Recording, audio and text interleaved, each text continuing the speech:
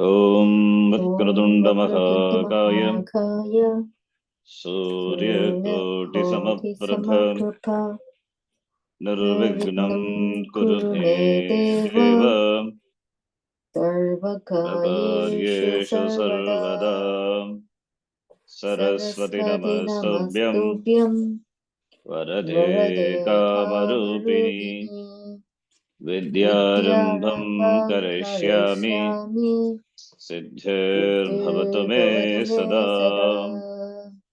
Gurur गुरु Brahma Brahma Gurur गुरु विष्णुः Vishnuhu गुरुदेवो Gururdevo महेश्वरः Maheshwaraha Guru गुरु Sakshat साक्षात् Param परं ब्रह्म Brahma Tasmai तस्मै Shri श्री गुरवे Gurave नमः Namaha Om ॐ सहना Sahana भवतु Bhavatu सहनौ Sahano भुनक्तु Bhunaktu सह वीर्यं Sahaviyam करवावहै Karavahavai तेजस्विनावधीतमस्तु मा Tejasvinavadhitamastama विद्विषावहै Vidvishavahai Om ॐ Shanti शान्ति Shanti शान्ति शान्तिः Shanti Om Shri Paramatmane Namaha ॐ श्री परमात्मने नमः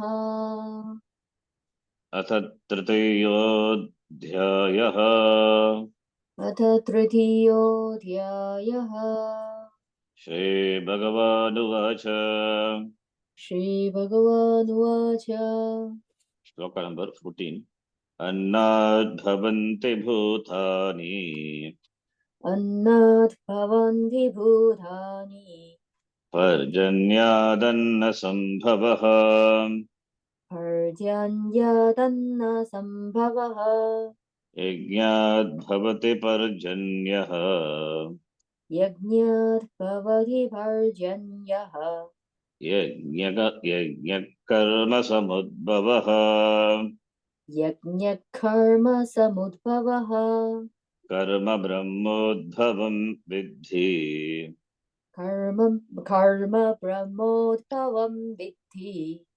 ब्रह्माक्षरसमुद्भवम् ब्रह्माक्षरसमुद्भवम् तस्मात् सर्वगतं ब्रह्म तस्मात् सर्वगतं ब्रह्म नित्यं यज्ञे प्रतिष्ठितम् नित्यं यज्ञे प्रतिष्ठितम् We have been seeing this shloka for the last 2 days. So, karma brahmodbhavam viddhi, karma, actions, activities are revealed by the Vedas. Karma brahmodbhavam viddhi, and Brahma, the Veda, born from Ishvara. Therefore, since Veda presents the Purushartha, the human goals, which are accomplishable by karma, the actions. Therefore, every action is pervaded by Brahma, that is Veda. Vedic karma has its basis, has its precedence in Veda. And any karma what we do for gaining fulfillment, it should be in keeping with dharma. Any karma what one does for accomplishing artha kama should be in keeping with dharma. So therefore, atato brahma jignasa Veda says. Therefore, Veda is the basis. Therefore, everything is pervaded by the Veda. Tasmat sarvagatam brahma. And the Veda is nityam yajne pratishtitam.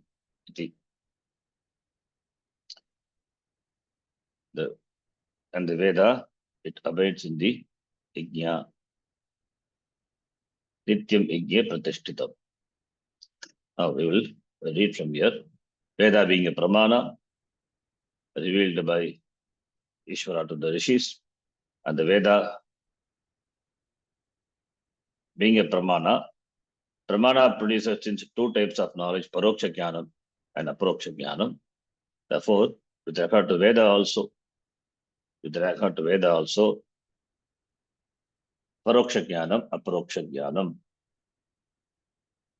And Veda being a Pramanam, unlike the other Pramanam, one need to have Shraddha in what the Veda says, because it is Apaurishaya Pramana.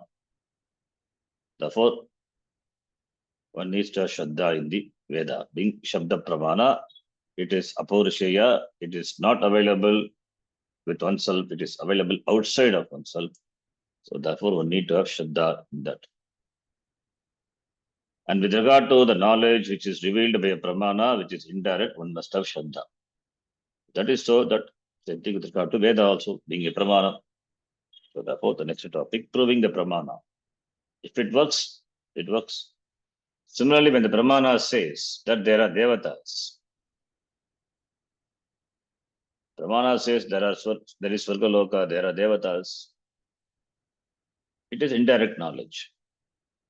So it requires Shraddha. Veda being a Pramana, therefore we cannot dismiss by other Pramana that what Veda says is not correct. Being Pramana and Veda says there are Devatas, therefore it's a knowledge. What knowledge? Indirect knowledge. For instance, when the Veda talks about a ritual that invokes a particular Devata that will produce a certain result, that knowledge is indirect. When you perform the ritual, it produces the expected result, then you understand that it has been verified that it works. So that which is indirect is verifiable by doing. Homeopathy and ancient systems of medicine that have not been scientifically validated are examples of indirect knowledge. In other words, the only proof that something works is that it works. So to know whether it works, you have to first you have to accept, you need to have understanding, that is, which is pending understanding, that is Shraddha, and one has to apply. So the only proof that something works is that it works. Therefore, for that, one has to initiate. One has to initiate the work, then only it will work. When the Veda says by performing a certain ritual, you get a certain result, without doing, you will not get. So one must do. So by doing only, it can be proved that it works. So all we know that this is with regard to all indirect knowledge, because knowledge is not direct, indirect. So only by application we can confirm that it works. Therefore, all we know about the rituals enjoined by the Veda is that they work. Being a Pramana, therefore, we have Shraddha that they work, for which there is statistical proof. This applies to all scriptures in the world. This prayer may work or that prayer may work. You can dismiss an African tribesman as a heathen, but when he dances for rain, the rains, I'm told, often come. There's an African tribesmen dance. They dance for rain. It's like a Veda, it is a ritual. When they dance for rain, rain comes. So what is the connection between dancing and the rain? The unseen connection, for unseen result, some punya is produced because of which rain comes. So the rain comes. So therefore it is also Vedic only. It is also Vedic, not, it is, though it doesn't involve any rituals, but the dance brings rain. So therefore, that is also a ritual. Dancing is how you look upon, it's a ritual that brings rain. Similarly, therefore, we say here also that is rituals work. Swamiji, I remember saying this, that is also Vedic. Dancing brings rain. Doing Homa Yajna, propitiating the Varuna Devata brings rain. So you don't see the connection between the dancing and the rain. You don't see the connection between the ritual and the rain, but rain comes. So therefore it is Shraddha, not verifiable by any other pramana, only by but only by doing it can be verified. And therefore it's a pramanam. It's a pramanam. So therefore it is also as valid as Veda, the dancing for rain. It's a ritual. So African tribesmen, though they are not really heathen, they are in touch with, they are connected with the nature. So therefore they know, they got this knowledge probably they inherited from the ancestors. So therefore they know, they are knowledgeable people. So they know how to bring down rain. So therefore, so like our rishis know the knowledge what the rishis received, that they only it transferred down the line. Similarly, the African people also. Whether the tribe is still there or not, we don't know. But this I remember somebody told in our class, and the praising that as equivalent as Veda. So therefore, we say that is rituals work. God understands his mumbo jumbo as well as he understands ours. Yes, it's rituals. It's African tribesman rituals work. In fact, for God, there is no such thing as mumbo jumbo. But for him, everything is meaningful. Even if you blabber, it picks up your intention. The Veda, however, when it talks about what is, doesn't lend itself to speculation. No speculation. It talks about you, the self, the I, which is already an evident being. If there is confusion about that being, the resolution of that confusion is immediate knowledge, direct knowledge. That is what the Jnanakanda portion of the Veda deals with. Because this knowledge is direct knowledge, there is no comparison available between what the Veda says and what any other revealed body of knowledge says, unless, of course, they are both saying the same thing. So, two types of knowledge: immediate knowledge and indirect knowledge. Direct knowledge and indirect knowledge. Veda Purva reveals indirect knowledge. Vedanta, direct knowledge. If both revealed bodies of knowledge have the same self as the subject matter, and we are saying that the self is a whole, then they are saying the same thing. Therefore, they have the same validity as the Veda. That's why African tribesman dance also is as same as what the Veda says. The same thing. This knowledge that we are talking about the Atma. Therefore, this knowledge, the knowledge about the reality of the self, doesn't belong to any territory, doesn't belong to any country, any person, any religion. Therefore, and it's what is called Vedanta. It's applicable to the entire human being in whichever part of the globe is applicable. It is universal. The strength of the Veda. In the vision of the Veda, the self is the whole. Atma is Purnam. There's nothing beyond it. So if the self is whole, it is irrespective of the demography, irrespective of religion, irrespective of the color, caste, creed. Atma is Purnam is Purnam. If this fact is recognizable, then it is not unreasonable. Because it is reasonable, everything contrary to becomes unreasonable. That the self is self-evident, saprakashaha, and it is a whole that cannot be denied or negated, whereas everything else can be. Therefore, any scripture that makes a statement of fact, regardless of the language it is written in, or the people who claim it as their own, is Vedanta. So Vedanta need not only be in Sanskritam, in any language, by any people, by any tribe, if it is written or it is understood, then it is Vedanta. Even if it is not in written format, but it is the form of the knowledge is there, then it is Vedanta only. So, therefore, it is universal. The knowledge is universal. And that's what the Vedanta reveals. Therefore, it is universal. It doesn't depend on any particular language or particular demography. Therefore, Atma is self-evident. It is universal. And it cannot be negated or denied. Therefore, anything which makes this claim is universal. It is Vedanta only. This knowledge is Veda is born of Ishvara. So, we say Ishvara is Ishvara for the entire Jagat, not for entire specific demography. So therefore, what language Ishvara speaks? Does he speak only Sanskritam? No. All the languages are the language of the Ishvara. So therefore, knowledge is knowledge. It doesn't depend on any language, doesn't depend on any culture or any demography. Therefore, the knowledge is born of Veda.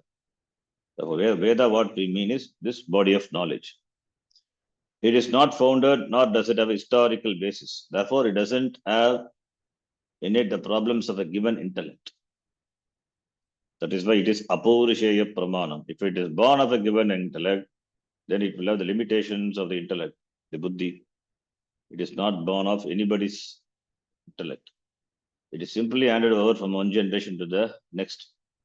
That it has no beginning, no history, that it was not born of a given intellect, should not be considered as its weakness. In fact, it is a strength. Apurushayattvam is the strength of the Veda. Paurushayattvam is a weakness with regard to the subject matter here. There cannot be Paurushayattvam. Apurushayattvam doesn't depend on any given intellect. It is born of the Creator, the Lord Himself. Another important point is that the Veda doesn't belong to anyone. No individual or no culture can claim it. It is simply a body of knowledge belonging to humanity at large. The knowledge is here in the world for all people. In fact, the fact that it is maintained in a particular geographical area, saying India, it doesn't mean that it belongs to one, it doesn't belong to humanity. It belongs to the entire humanity, though it is maintained in a particular area, particular country.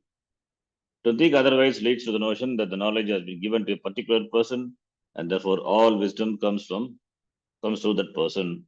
Such notion generates all sorts of expectations and disappointments, and the results of which are evident everywhere. Therefore, Bhagavan said the Veda comes from the Lord, the imperishable Brahmakshara Samudbhavam.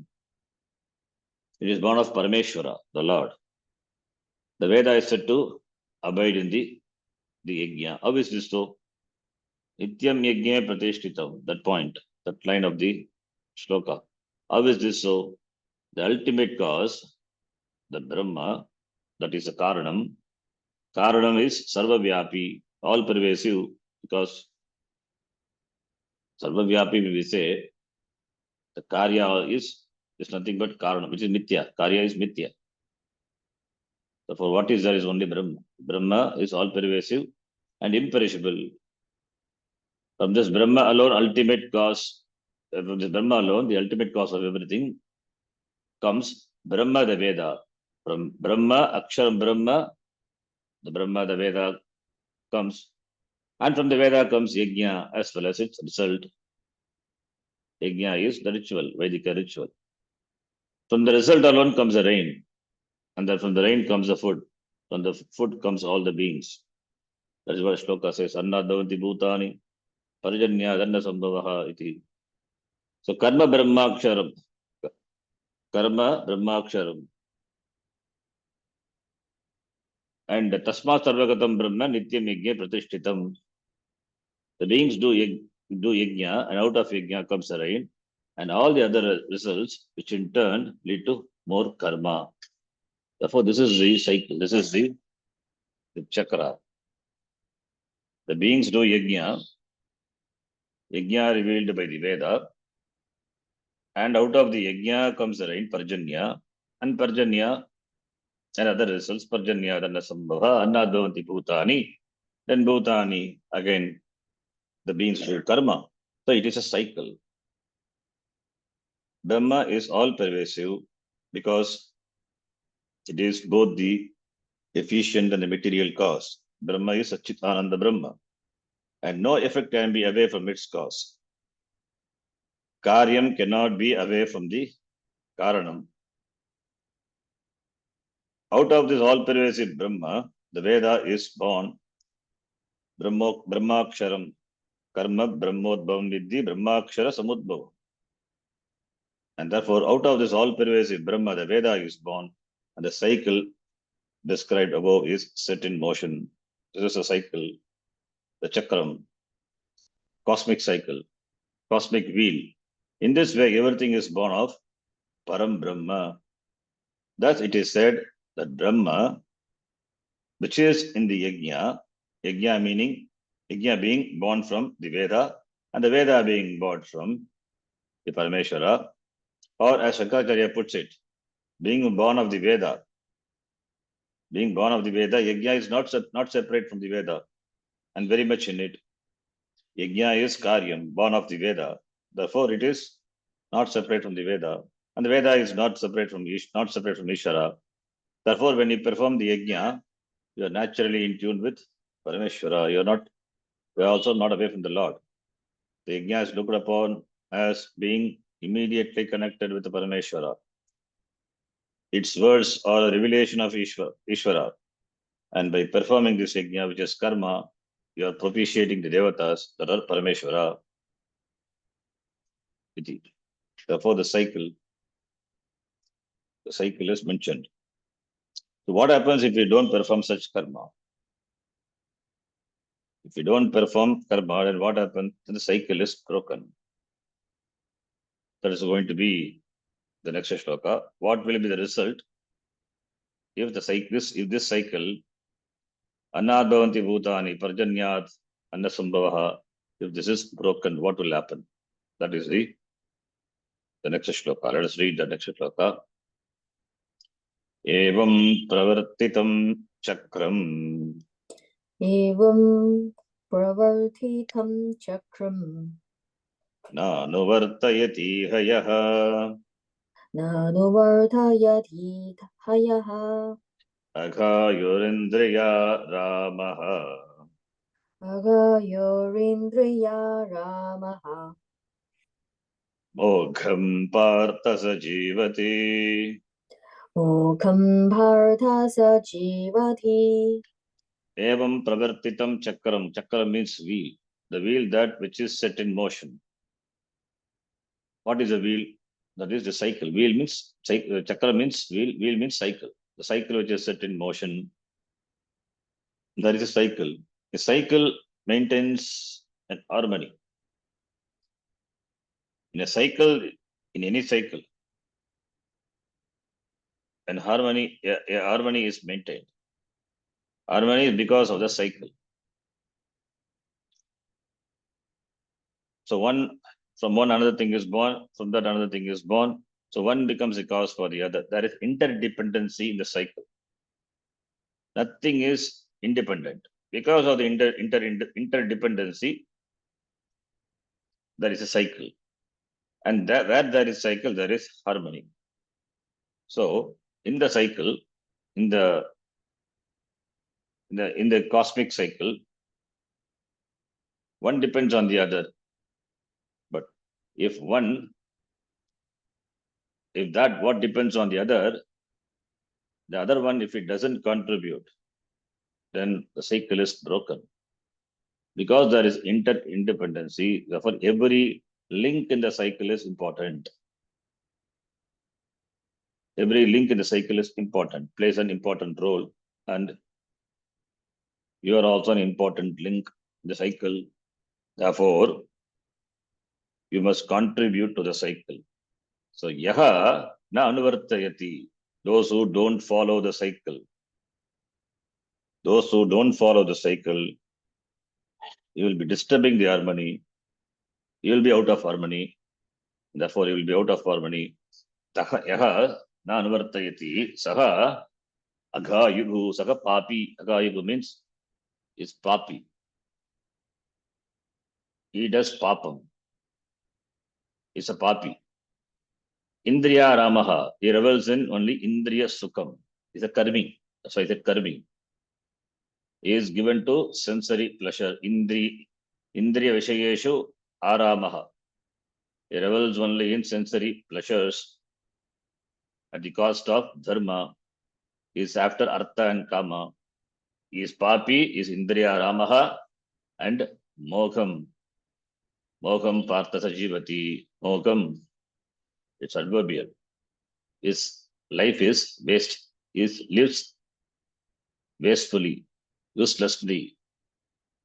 He doesn't have any significance, is Janma is being is waste. It's a burden. It's a burden. Therefore, Mogham Saha, Mogham Jivati, he lives in vain, not being a contributor, being a consumer, not only being a consumer, disturbs the cycle, doesn't contribute the cycle, but consumes a benefit which arises from the cycle. So therefore, he is Agayagu Indriyaramaha Saha Mogam Jivati. He lives in vain. A person who doesn't live here in this life, Asmin Janmani, according to the cosmic wheel, Pravartitam Chakram, the cycle, that is already set in motion. When? That is in the beginning of the Srishti. In this manner, and lives in papam, given only to the pleasure of the senses. He lives wastefully. If you perform the yajna, the devatas are all pleased, and you work in harmony according to the order referred to here as the cosmic wheel chakra. The cosmic wheel chakram is what is referred to the order, the harmony. The harmony is there. Naturally, it is there. One should not disturb this order. Being endowed with free will, one has to adhere oneself to the order, abide oneself to the order. That person really understands the order, and therefore his life has got meaning, and is not Indriya Ramaha. Is also pursues Artha and Kama, but his pursuit of Artha Kama is keeping with Dharma, and therefore he is a contributor. So therefore he is Karma Yogi, is a contributor. Therefore, being a contributor and one who abides by the order, that person has got purpose. He lives meaningfully. His life has got meaning. Whereas this person, Agayugu Indriya Ramaha, who doesn't adhere to the order, abide by the order, he lives in vain. So therefore, here the cosmic wheel, the chakra is the cycle of harmony. Cycle of the harmony. There is a mutual benefit here that is inherent in the order, that is already set in motion. Mutual benefit. There is a paraspara a benefit. Paraspara sambandha, paraspara prayojanam, mutual dependency, interdependency. The whole universe, the whole planetary system operates by mutual attraction. Every planet, the sun, the moon, and the earth move in their respective orbits because of the force of attraction that keeps the whole system going. Otherwise, it would collapse. So the centripetal and centrifugal forces are operating in equilibrium. Therefore, all are functioning in their position. Therefore, when you look into any nucleus, you find the motion of the particle operates in the same way. Similarly, certain proteins attract certain other proteins. Structurally, they are all attracted to each other. Certain bugs attack only certain beings, all because of protein structures. In this way, the entire cosmos is nothing but a force of attraction operating in a most intelligent manner. Living beings who are not mere physical entities, they are conscious beings mutually related to the devatas. Since this is how the order is set up, therefore you recognize them and acknowledge them. The order which is set up is revealed by the rishis. Therefore, what we need to do is we have to acknowledge and abide by the order. We don't have to discover the order, already discovered and handed over. So, to live in harmony with the nature is what is we call as yoga, karma yoga. So, therefore, recognize them, acknowledge them, abide by them. The chakra spoken of here is much more than a cosmic wheel. It not only includes the physical world, it includes everything. This chakra, this order is set up as it is by Ishvara, the efficient and the material cause of it all.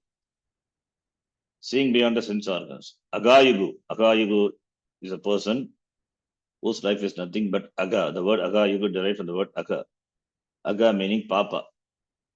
Anaga means free from blemish. In another place, Bhagavan Krishna addresses Arjuna as a Anagha. So Agha Yugu, Aga Ayugu, Aga Yugu. Ayugu means life. Aga meaning Papa. Therefore, one whose life is full of only Papa, he commits only Papa karma. Because a selfish person, he exploits the nature, he disturbs the order. Therefore, Agha Yugu. So in this shloka, such a person is called Indriya Ramaha. Indriya is Indriyani,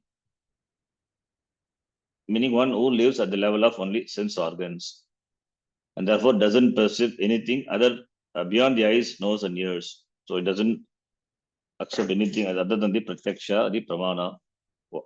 That also eyes, nose, and ears. And there are some people, they don't accept even space also because not available for perception. So what is tangible, what is perceivable, that alone they perceive, and therefore they live at the level of sense organs, what are objectified by sense organs. The origin of this function is never questioned by such people. The eyes are there, therefore they feast. There are people who are given to sensory pleasures alone, that is consumers, karmis. Those who live in this way, those who do not follow the chakra, the wheel that is the order, live wastefully, Krishna said here. So this is another way of presenting the karma yoga, as I told before. This evam pravatitam chakram, yaha na anuvartayati, yaha na anuvartayati, those who don't follow. Saka aga yugu indriya ramaha. Yaha anuvartayati, saka buddhiman, saka yogi, karma yogi. His life is not aga yugu, is a matured person. That person is a matured person. Therefore, his life is meaningful and his life has purpose and benefits others also. So, therefore, everything that is given to these people lays waste, such karmis. Such people waste their lives and live without any purpose, no purushartha. Only artha and kama, not even understanding the real purpose of artha and kama. Therefore, without any purpose, drifting along without anchor or roots. The depth and understanding that human being is supposed to have is not there for an Indriya Rama, Indriya Rama, Indriya Visheshu Aramaha, Indriya Ramaha. Whenever there is a kind of criticism in this Gita, its purpose is only, of course, here criticism, another shloka also be sustainaha, is a cheat. So whenever there is a kind of criticism in the Gita, its purpose is only to direct your attention to what is to be done. You are to push this wheel, this chakra, knowing that you are a cog in it, someone who is important in maintaining the order. Therefore, do what you have to do. By so doing, it keeps going. So, your significance is what is really highlighted. Therefore, if you don't do this, then you are criticized. So, criticizing is not for the sake of criticizing, it is in order to make you abide by the order, so that ultimately you are the beneficiary. So to think that by not doing what you have to do, the order will not be disturbed is not proper, as the following story demonstrates. There was once a king who thought that his citizens were all excellent people, but his chief minister, a very intelligent man, could not agree with him. He knew that while by and large they had a good kingdom, there were probably some thieves among them. They simply did not hunt down every last one of them. There are always some petty thieves around, even if they only pick up their own pockets for practice. Knowing this, the minister could not concur with the king that every citizen was upright. To prove who was right, the king or himself, the minister erected a huge tank with a ladder to the top. He issued a decree, an order, that every citizen was to deposit 1 ounce of milk into this tank. Dutifully, the people all lined up to add their milk to the tank. When they all done their duty, the minister said to the king, "Let us go and see whether the milk in the tank is pure or whether it is somewhat watered down." What they found was not pure milk, nor even thin milk.